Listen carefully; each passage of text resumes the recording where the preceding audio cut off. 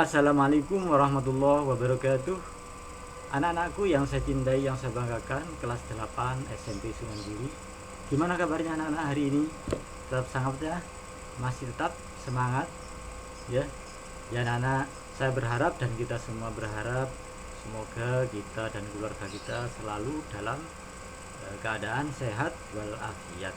Ya anak-anak, sebelum materi pembelajaran prakarya, mari kita awali dengan membaca surat Fatihah agar semuanya dapat berjalan dengan lancar dan anak-anak bisa terus bersemangat dan dapat menyerap materi ini dengan baik ya, sehingga anak-anak nantinya dapat memahami dan bisa menerapkan dari isi materi yang telah disampaikan. Ya anak-anak, mari kita membaca surat Fatihah. Al-Fatihah.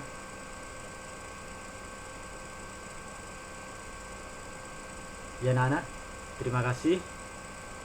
Dan mari kita melanjutkan materi pembelajaran hari ini, yaitu kita sudah memasuki pada bab 2, yaitu tentang perancangan dan pembuatan bahan lunak ya, pembuatan bahan lunak. Nah, jadi pada minggu yang kemarin telah dibahas tentang prinsip perancangan dan proses pembuatan kerajinan bahan lunak alam dan bahan lunak buatan ya, yang meliputi satu yaitu pengelolaan sumber daya usaha, kemudian menentukan fungsi dan kualitas produk kerajinan.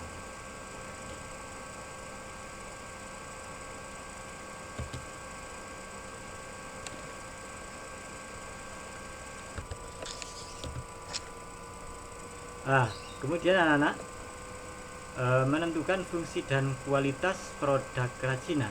Ini dalam merancang produk kerajinan, pengrajin harus memperhatikan 3 hal berikut, yaitu bentuk. Bentuk pada produk kerajinan adalah wujud fisik. Ada bendanya, ada benda yang ditampilkan atau ada benda yang dihasilkan. Itu namanya bentuk fisik, wujud ya. Kemudian bentuk ini selalu tergantung pada sentuhan keindahan. Jadi anak-anak tidak hanya sekedar bentuknya saja ya, akan tetapi ada nilai keindahannya. Misalnya anak-anak, ini saya tunjukkan ya. Jadi ini adalah karya kerajinan nah, ini ya, karya kerajinan tempat pulpen.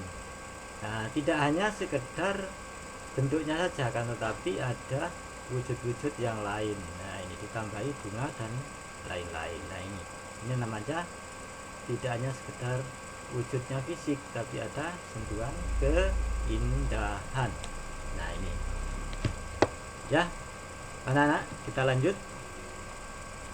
Dalam proses penciptaan, seorang pengrajin harus menguasai unsur-unsur seni seperti garis, kemudian tekstur, warna, ruang, dan bidang. Ya, kita lanjutkan. Kemudian selain itu, seorang pengrajin harus menguasai juga prinsip-prinsip seni. Jadi harus mengerti seni, mengerti sisi keindahan seperti ini, seperti irama, keseimbangan, kesatuan, harmonisasi, dan kontras. Nah, saya lanjutkan. Setelah semuanya ini melingkupi, semuanya ini sudah tercukupi, terpenuhi, kemudian fungsinya. Nah, fungsi dari kerajinan atau perancangan itu apa? Nah, kemudian dalam pembuatan produk kerajinan, seorang pengrajin harus mampu menghubungkan bentuk dan fungsi sehingga karya yang dihasilkan dapat memenuhi fungsi dan bentuknya tetap indah. Nah, ini. Ya, jadi anak-anak, seorang pengrajin harus bisa menghubungkan bentuk dan fungsi. Jadi tidak hanya berbentuk saja, tapi fungsinya itu apa. Misalnya seorang pengrajin ingin membuat meja atau kursi yang ada hiasan ukirannya. Nah, ini kan sudah jelas tujuannya. Jadi menghubungkan bentuknya. Jadi bentuknya kursi, ya kursi tersebut bisa dipakai untuk sebagai tempat duduk. Jadi bentuknya itu kursi, kemudian fungsinya untuk sebagai tempat duduk. Saya lanjutkan. Sehingga karya yang dihasilkan dapat memenuhi fungsi dan bentuknya tetap indah. Jadi kursi tersebut berbentuk kursi yang berukir misalnya, ya ukirannya indah, kemudian bisa dimanfaatkan sebagai tempat duduk. Jadi dari beberapa komponen tadi sudah bisa terpenuhi. Kita lanjutkan. Yang ketiga, C, yaitu bahan. Pengetahuan, pemahaman, dan pengetahuan terhadap bahan harus dimiliki seorang pengrajin. Dengan adanya pemahaman terhadap bahan akan mampu menemukan teknik pengolahannya. Nah, ini anak sangat penting sekali kiranya untuk mengetahui dan memahami tentang bahan. Bila seorang pengrajin sudah mengetahui bahan, ya misalnya membuat bahan ukiran dari bahan kayu jati, nah itu kan jelas sudah seorang pengrajin tersebut paham terhadap bahan dan kualitas. Jangan kemudian misalnya seorang pengrajin yang kurang paham akan membuat kayu ukiran dari bahan yang kayunya tersebut tidak mempunyai daya tahan lama misalnya, atau dalam membuatnya juga sulit dibentuk, misalnya membuat ukiran dari kayu randu. Ini dalam mengukirnya juga agak mengalami kesulitan. Kemudian daya tahan kayu randu itu juga tidak akan tahan lama. Nah, ini perlunya seorang pengrajin itu memahami dan mengetahui terhadap bahan. Kemudian anak-anak, dengan teknik yang tepat akan dihasilkan karya kerajinan yang optimal. Karena apa? Karena setiap bahan selalu memiliki karakter yang berbeda-beda. Nah, ini anak-anak, jadi harus tahu betul seorang pengrajin itu karakter bahannya, ya. Dengan bahan yang tepat maka akan dihasilkan karya yang bagus. Karena apa anak-anak? Dari berbagai macam bahan, misalnya dari kayu saja, itu memiliki karakter yang bermacam-macam, ya. Jadi itu pentingnya pengetahuan tentang bahan. Kemudian ini misalnya tanah liat berbeda karakternya dengan lilin. Jadi tanah liat adalah kerajinan yang dihasilkan dari bahan alam, sementara lilin pembuatannya adalah dari bahan buatan. Nah, kemudian cara pengelolaannya juga berbeda. Kalau tanah liat misalnya dikelola melalui beberapa teknik, misalnya diproses dengan teknik putar sehingga menjadi bentuk misalnya guci, vas bunga, dan lain-lain. Kemudian melalui proses dibakar. Dan anak-anak sudah praktek kemarin dalam tahapan pembelajaran awal, yaitu membuat kerajinan dari tanah liat, tapi hanya berupa bentuknya saja, tidak pakai proses pembakaran. Ini saya kira sudah cukup bagi anak-anak untuk pengetahuan awal, ya. Saya mengucapkan selamat bagi kalian yang sudah praktek membuat kerajinan dari bahan tanah liat. Kemudian saya lanjut. Semen berbeda dengan gip. Jadi kalau semen itu sifatnya itu membentuk, ya, membentuk, mengecor dan lain-lain. Sementara kalau gip itu prosesnya adalah membuat cetakan dulu, kemudian baru dituang. Nah itu anak-anak ya. Setiap bahan memerlukan teknik penggarapan yang berbeda-beda. Ya, kita lanjutkan. Yang ketiga yaitu setelah dari beberapa komponen tadi ya, tahapan tadi sudah terpenuhi semua, yaitu yang penting, diantara yang paling penting adalah menentukan segmen pasar. Apa saja? Nah, coba kita lanjutkan. Penguasaan pasar dalam arti menyebarkan hasil produksi, ya, yang merupakan hal yang menentukan dalam perusahaan. Nah ini, jadi anak-anak, setelah proses pembuatan suatu produk semuanya itu sudah selesai, dalam tahapan akhir sudah menjadi wujud suatu benda, ya.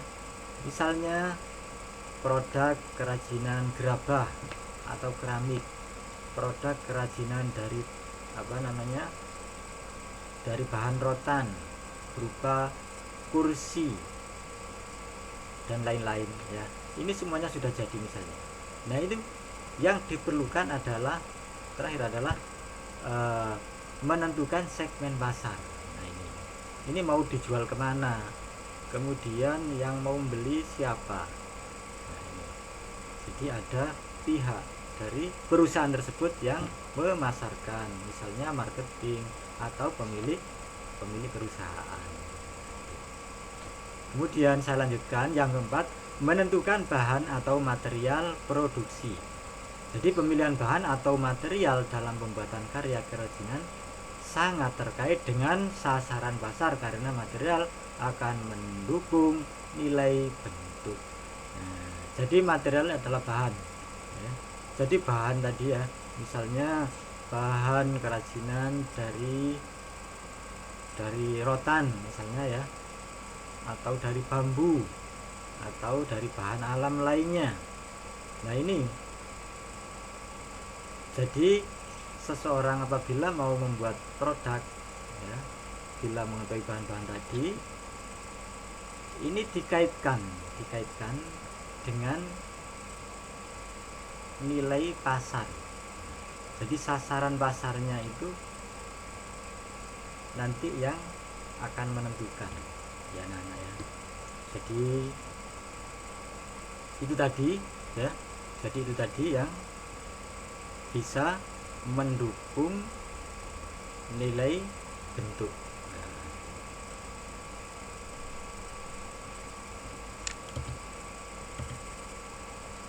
Selanjutnya anak-anak, setelah tadi menentukan bahan atau material produksi, kita lanjutkan yang kelima yaitu menentukan teknik produksi. Nah, ini. Penguasaan teknik dalam berkarya kerajinan akan menentukan kualitas produk kerajinan yang dibuat.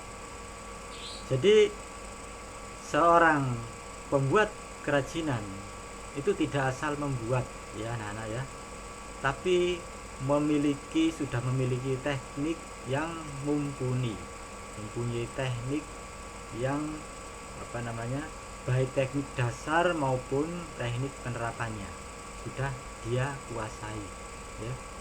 Kalau teknik seseorang itu misalnya membuat karya kerajinan dari bahan gerabah, kerajinan dari bahan bambu, kerajinan dari bahan lainnya, ya, tentunya dia akan mempelajari dahulu, kemudian banyak berlatih, ya. Setelah banyak berlatih baru menerapkan prakteknya. Nah, kalau sudah terjun dalam hal dunia produksi, maka otomatis semua teknik telah dia kuasai sehingga siap untuk memproduksi suatu produk kerajinan. Ya. Kemudian teknik produksi menyesuaikan dengan bahan, alat dan cara yang digunakan, ya. Karena tadi apa anak-anak ya, setelah proses awal dari latihan, kemudian menyesuaikan, mengenal dari berbagai bahan dan alat ya, alat yang digunakan. Nah ini, maka suatu produksi itu akan tercipta ya, dalam kualitas yang bagus sekali, sehingga sudah terwujud suatu produk yang baru, kemudian produk yang berkualitas ya, atau bermutu, sehingga barang tersebut siap dipasarkan. Dan tentunya